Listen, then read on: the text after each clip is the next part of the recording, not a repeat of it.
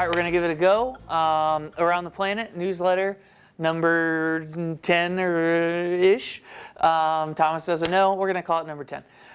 This is Michael with the marketing team, and I'm sitting down with Austin Foster, who's Honda Porter. And is that your official Honda Porter? Or Shuttle Driver Porter is my real. You get a dash. Yeah. Shuttle Driver dash Porter. Yeah. Austin sat down with us. This is the end of his workday. He's been here all day. He's officially offering some of his time for us, which I really appreciate. But one of the reasons that we had to do this is because you were so busy all the dang time that we had to get you at the end of the day. So I'm excited because I've worked here for 10 years, and I don't really know a lot about what porters do. The goal for these conversations are to get to know you, because I've worked with you for a while. I don't know much about you, and to get to know the positions. So let's just start from the top.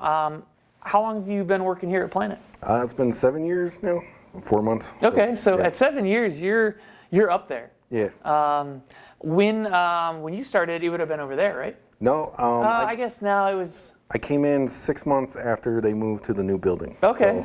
So close, you never got to endure the old building. I mean, I'm over there plenty. That it's, I don't know. The porters are all over all 4 blocks that we have constantly. True. So I'm in the old building 4 times a day. I'm here, and then it was just running around. We're the ones that we're paid to be outside, so we handle all the weather. Mm-hmm. We're paid to basically, if we're in the dirt lot or Hyundai, we're the gas station. So you're all over. Yeah, essentially we back up the advisors. So advisors need snacks or whatever, we'll be there. They'll send us to go get drinks or coffee or donuts constantly, and then sometimes you pick up pizza at my house. Yeah, and that's so. We're not going to tell you that story. It happened.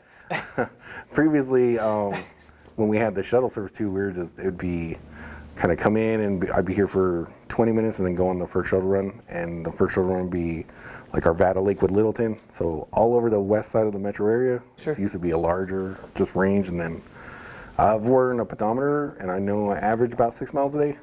Just walking around, they don't really let us sit down or hold. I only have 6,000 steps, so you're more than twice as. Yeah, we normally 20,000 as an average day for us. So I want to get into some details about what porters do now. Yeah. But I know that all industry, all the departments have experienced a lot of change. And I don't just mean COVID. We'll talk about that. But talk to me about how the porter role has grown and changed since 2014. So when I first started, it was very much kind of just get the cars and then occasionally do shuttles.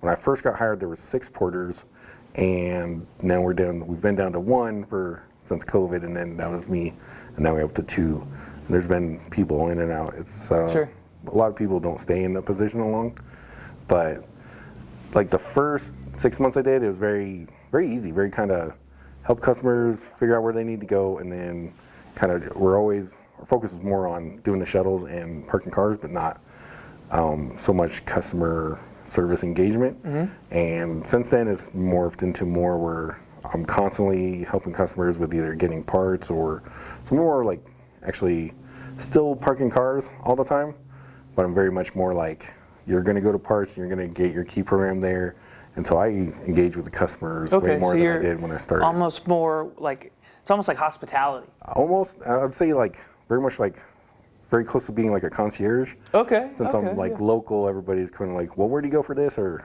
what's the time frames for this, and then I have to know the area very well. Sure. And so previously it was always with the shuttle service. Customers were well, where do we get food? I'm well, the mall's right over there. We got everything. So I memorized at one point I knew all 13 Starbucks within a 3-mile radius of the work. And then it'd always be customers well, what kind of food? I'm well, what do you want? And then, so I know all the restaurants around here, I know everything at the mall. I used to have friends that worked at the mall. And then when the shuttle service was going, it was just get the customers over there, get them some food, get them back. Sure. And then that was the easy part. But other times, we had a 10-mile radius. So it'd be our 80th in Arvada. And all the 10 miles is pretty big. Yeah. There's a lot of stuff in this part of town. All the way down to Bellevue on the south side, and then downtown. And then I became the one that was always going downtown because I knew how to get in and out of the city without getting stuck in traffic. And it was kind of I think it was Bob Allen or Bob Thomas. Yeah, Bob Allen. Yeah. They didn't want to drive, so I ended up being, okay, I'm going up to Evergreen. Like someone's got to go downtown. Send Austin. Yeah. Okay. It was So, basically. like I said, one of the goals with this is that we as a company can understand everybody's department better, everyone's position better. And I have this open-ended question that there's not always an obvious answer. So I'm not looking for a particular answer. Okay. But what would you say, if I said, Austin, what's something that Planet, like not as the corporation, but all of the people, what's something we all could do in general that would make it easier for you to be a success? What are big things, little things that we could do to help you be successful and your team? My thing is mostly like we'll try and set up like no parking zones, and that would be one of the main things where, because I'm constantly moving cars that are in areas where they're not supposed to be or they're in the way. So like, and most of the time people are pretty good about following it because our main rule is to keep the main back area clear. But like it'll be like when you come out of the car wash, there's always people parked right there. Yes. And those are the two spots where that 18-wheeler can't get by. Don't park next to the car wash. Yeah, and that's basically, like that is one of the biggest things that would be, because that's literally like, they're the main problems that always spring up. We got to move these cars to get these trucks. And just so I visually get it, those are the ones that kind of park, that kind of extend the like they're on the edges of the exit, right? Yeah. Yeah, I know. Basically, you know who you are. Yeah, and so it's always like, who put these cars here? And then I'm constantly driving around. And the semi goes that, so that's where the nose of the semi has to be to back in, right? Yeah, generally, because we also we're running our parking so much that the semi he doesn't have to use the loading dock unless it's something really heavy. So he can kind of come in and just use the doorway. But it's especially if it's snowy, there's like the one that's on the exit of the car wash, and then those two spots, I'm constantly moving cars out of there to get, and I guess it gets crowded when there's the 18-wheeler and then two parts trucks and a battery truck, and that sounds crowded. Yeah. So, and then the managers will be like, park all these cars. I'm like, wait 2 minutes. They're like, why? I'm like, we got 4 trucks back there. 2 minutes from now, it'll be a different situation. Sure. So let's be mindful of where we park. If it says don't park here, please don't park here. Yeah. And if possible, don't park on the edges of the exit of the car wash. That's the main spot. Yeah. Easy. We can do that. I'd love to talk about you a little bit. Yeah. You are, because of the nature of who you are, you're always on the go. This is, in the 7 years we've worked together, the longest conversation I've ever had. Oh, yeah. Which I'm sure is how everyone feels, because you're on the go.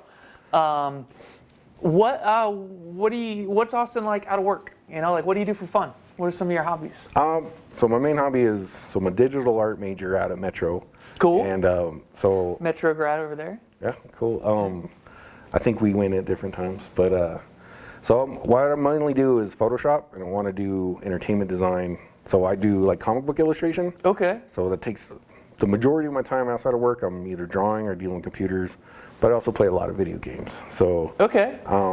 When you say drawing, like you kind of do like illustrative art? Is that what that's called? Like yeah, very much like what I want to do is entertainment design. So talk to me about that. I don't know what that term means. It's so video games and movies. I would draw out characters, vehicles, environments, and props. Okay. So you kind of like world building, but if I ever end up in that career, it'd be like, okay, we got this character, and we need 10 different versions of that. Right. And then, so kind of like storyboarding, but like I know kind of what you're talking about. Like at the end of movies, they'll like sometimes show like that character art, sketch art, and stuff. Yeah, or it'd be like, okay, so what's this building going to look like, and then inside, outside, and then different lighting, or take the same building, what does it look like if it got blown up, that kind of thing, or is a character bad, good, evil, how does good look, how does Would you be willing to like email me something you've drawn? Yeah. Because what we'll do is right here, we'll superimpose it right there.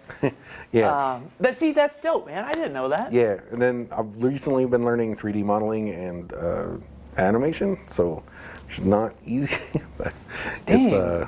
So working on getting better, and then I've applied at Disney a couple times, and applied at I applied at all the top companies, Disney, Pixar, DreamWorks, Blue Sky. Sure. But you don't ever hear from them, and it's really, you have to kind of ladder step way up. Sure, you got to find like a smaller can't go production straight studio. To the top. So like indie games but I've applied at Disney like 3 times and applied at ILM.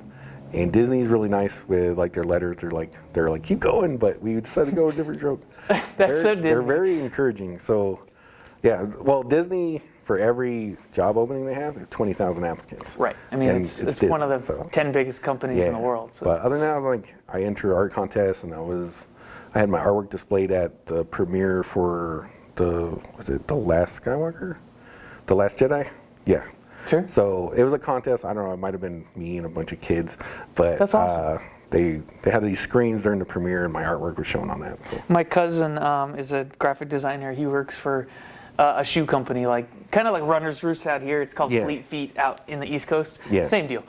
And his side hustle, his hobby is he does that kind of stuff for. Are you familiar with the video game series Destiny? Mm-hmm. He does like Destiny art, and that's a very niche. Those hashtags are deep. Kind of what I'm trying to get into. So I'll have to share you his Instagram handle because he knows about that world a little bit more. So you're a pretty good just artist. You can draw pretty well. Yeah, I've been doing that since 6th grade. So, do you draw on like a tablet kind of a deal, like these commercials, and then it's in Adobe, and then you edit it and stuff? Yeah, I use Wacom tablet, and I also have an iPad, so I don't use any paper. It's all digital. Cool. So straight on the screen and straight into the computer, and then from there it's you can get the color balance, you can get how technical you want to get. But do you have an Instagram that you post stuff on? What is it? Let's plug it. I think it's let me look. I think it's just my name, but with underscore. So it's Austin_T_Foster. We'll look for it. Yeah. And we'll find a way to edit it so that it looks clean. And all your likes are due to the high volume of traffic we get on around the planet. Yeah. It might be. I'm doing good. It's having trouble reloading in this room, but it's cool, man. I just wanted to. There's somewhere, and then the Instagram's in there. Oh, that's a Squid Game reference. Yeah, I just recently watched that series. It was good, but this is really cool. Maybe we'll find a way to share some of it. That's one thing that I love about doing this is we're a small business. We have 125, 100 something employees, and everybody has a story. Everyone has skills, abilities that we don't really get to use in our daily life. I bake bread. And you would be like, I didn't know that. I did not know that. That's pretty cool. And so for me, one of the goals with this is just to get to know. Yeah. So last thing I want to say, I give you an opportunity. So this goes in our newsletter. People will see this. Are there any, you guys made it through COVID. COVID was bananas. I saw you guys were sanitizing. You were doing all that stuff. We're in a post-COVID world, I think. That's not the whole point. The whole point I have is you guys have been through a lot. And you guys have grown. And there's a lot of focuses in the service department, and I think Juan's trying to really elevate the level of service. What would you say you are proud of your work and of the service department? This is an opportunity for you to kind of give yourself and the team some kudos. Yeah. And I'm not asking for lip service. This is just a chance for you to kind of give, if there's this is something we do that I think is pretty cool. I think it's an opportunity to kind of share that. Part of the reason, so I would say even services, ability to go the extra mile or make sure that customers are 100% taken care of.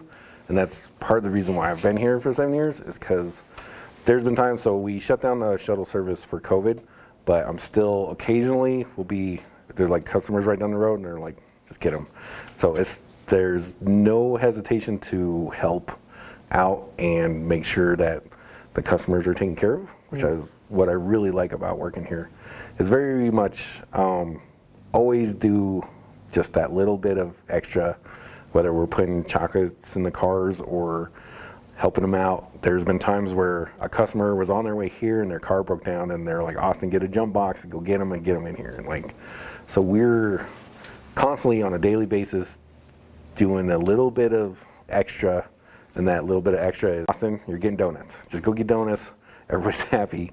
Keep everybody happy, and it's coffee runs, snack runs, and that's what I also like is I am supposed to be here all the time, but it's also Austin, this advisor didn't get a chance to eat. Go get him food. Or this one customer just needs to go down the road a little bit, and you take him and drop him off. And so we're constantly just like as a team, kind of making sure everybody works well together. So That's awesome. it's That cool. That's the best. Yeah. You know, like that for me, that's the best. Where I've been here, like similar to you, I've been here a lot of years, and the fact that people care is what matters. So I want to say that I didn't know any of that. Yeah. And let me say on behalf of the company, thanks for doing the extra mile thing, because I know for me, seeing people go the extra mile, like kind of fills my soul up a little bit. I'm like, all right, cool. Yeah. It gives me, you know, because sometimes you see people not do it, and when you see people do it, it just kind of fills you back up. So I'm impressed with what you do. Austin Foster, he is a porter at the Honda store. I guess he's the donut hookup when it's 10 degrees outside. Yeah, I'll be on my way to the wind chills. He's a really nice guy. Austin, I appreciate you sitting here after work. Thank you for all that you do. And hopefully you guys enjoyed this. If you see him down there, give him a high five and thank him for what he does, because that's a hard job. If you see me, I'm not going to hold still. It'll be a blur. Yeah. I'm like a fast shadow. So I'll be running around.